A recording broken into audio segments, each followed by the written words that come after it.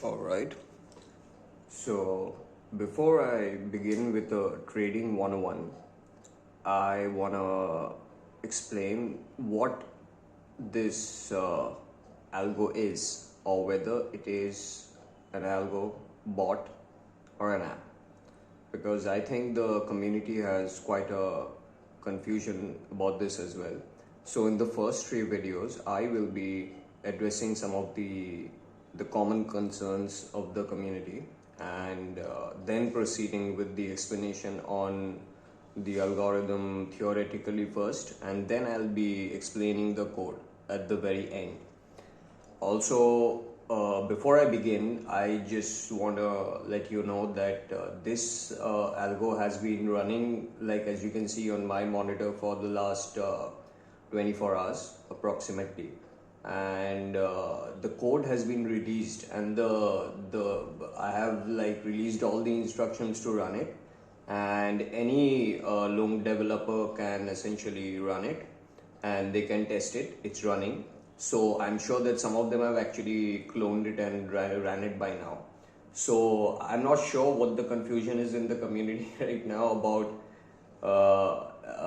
the algo. Like I'm not sure like whether it does what it does or not, but because it has been doing the same thing for the last 24 hours. It essentially does what it does, obviously, because it's running for the last, you can just see it that it's running. So I'm not completely sure. So what exactly? So because I was talking to the Lung validators about I did tell them that the decision taken on governance is premature, and that they shouldn't have voted like that.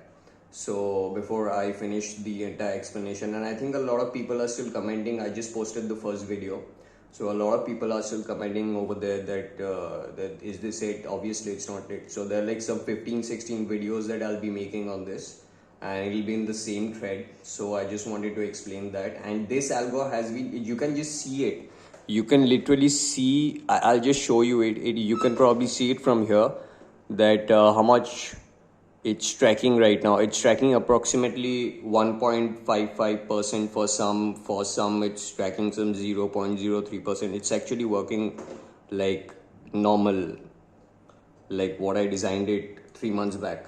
There's no change. I've never changed it. I just changed the timings actually, and I pushed that to the repo. So like whichever devs are cloning it right now already know that that I've made those commits and those changed those lines of code already from yesterday till today. There are some 3-4 commits. So this is, I'm not sure, like maybe non-technical people do not know exactly that I have released the code and it's already running, and other Loom devs are already running it. So I just wanted to make this clear that it's like there is nothing, like I'm not sure, like there is nothing regarding the code that I need to do right now because I've already done it. So just like clone the code, you can see it. I'm not sure what exactly you guys are asking me. But anyway, let me just continue with the explanation right now. I'll just keep it running over here. Yeah, I can't. Okay, fine. So let's first discuss whether this is an algo, a bot, or an app. So why did I call it an algo? Because generally algos are written in loops. If you are aware about computer programming basics a little bit, then we have the basic constructs such as loops and conditions, and you have other literal statements, you have declarations, and there are various kinds of statements essentially in programming. And but in algos we generally concentrate on loops, okay, because it needs to run in a loop, and hence it is called an algo because it is running in a loop, and it essentially takes some input and it throws out some output. Obviously it does something. So, and it does something consistently, constantly in a certain period of time which is already defined, and that is what I was changing in the code yesterday, that I was cleaning it up a little bit.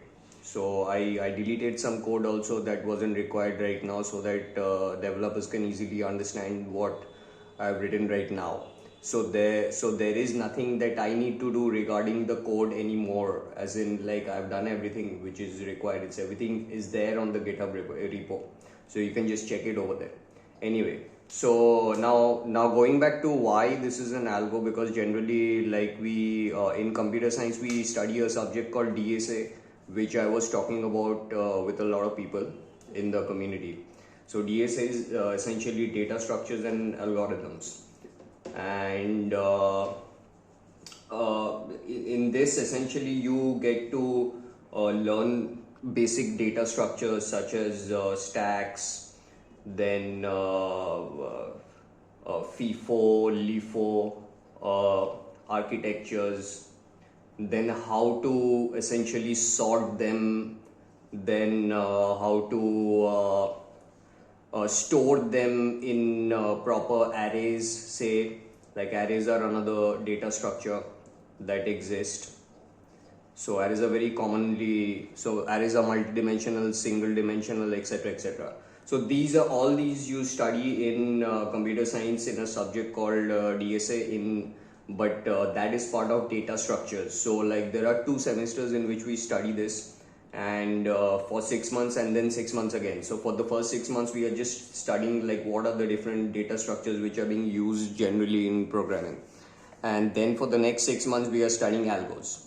So what are those algos? Those algos can be like sorting algos, or they can be ranking algos, they can be algos to say do certain tasks which are like repetitive or mundane tasks which you frequently do in a computer. So those things you automate.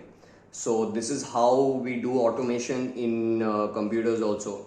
So which is why this algo was initially called the auto spot trading bot.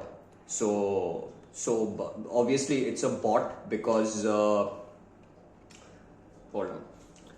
So yeah, so this is the explanation about algos, like why is it called an algo, because I have essentially written it with principles of algorithms and how I have studied it in my computer science engineering during that time.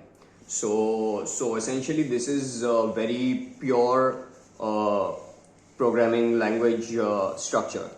So which is why this can be ported to another language, say Golang or some other JS language, because most of the code is pure JS, and that is visible also in the GitHub repo. If you check that, it'll be written over there that what percentage of it is pure JS and what percentage is some other framework or programming language. So it's written over there that most of it is pure JS. Anyway, so which is why I write it in Node. I am a Node developer. So this is something that I don't think people understand, that I am a Node developer and I'm an L2 developer. So I don't really work with the blockchain. So this algorithm that we are talking about doesn't really work with the blockchain, because I never wrote it for the blockchain. And as I've explained in one of the threads, that I still haven't written the wallet code for it. I mean, I have, but it's separate. I mean, I didn't connect it yet. So there is nothing like which can be hacked also right now, because that code does not exist in the system. The GitHub repo that you see is essentially pure logic. And over there we are doing some, the tests are essentially there. And I've configured the test so that it keeps running like this and shows us the results, and it connects to the Binance API, so that I'm reading some data from there, like the prices of the coin. Like over here it's USTC, USDT, you can also see it. So like when you run the algo, you can see that what it is fetching from Binance actually. So anyway, yeah, now let's get on to why it is a bot and an app. And the explanation for why it is an app is very simple, because I am a Node.js developer. Node.js is essentially a backend programming language. You write backends, you write middleware, you essentially write middleware with it. Okay. It's not even the backend. It's essentially middleware. Now, why do I use Node.js? That is something that I'll go into probably later in a later video. But anyway, so this is middleware, and you write APIs using Node.js. So you use these APIs in a front end. So I am a front end developer also. So which is why I write full stack. Because full stack essentially means backend plus middleware plus front end. So I know programming languages and frameworks which are all three, which is why I'm a full stack developer. Now I got into blockchain programming quite a while back, but right now I restarted it almost like a couple of years back with Terra. So which is why I'm here, and I'm writing on Terra. So this is essentially the reason, and since it is a Node.js app, like it is literally an app, and you can directly connect those APIs to a front end which I have not written yet, but this is what I plan to do. So essentially, so this is why it's an app. Now why is it a bot? I think that is pretty obvious, because it's essentially an automation, and this automation keeps running in a loop, and this connects to obviously a blockchain or Binance in our case. In our case, it's connecting to a Binance API, and that's how I'm doing the swaps. So it essentially works using swaps, and swap is a very basic concept because we use Terra swap to swap Terra coins. And so Terra swap does a swap. So I also use swaps. It's the same thing. So which is why it's spot trading, because swapping is essentially a concept in spot trading. So I can both do a swap, or I can do a spot trade. I can do both, but the faster solution is a swap because it does it instantaneously, which is why I'm not using a spot trade. So this is obviously a question that a lot of people could have, that why am I not using like normal spot trading, and why do I require a Binance API or to connect with a DEX maybe later at a later stage, probably like a few months down the line, which I do not have the resources for, and exactly why I created the prop for.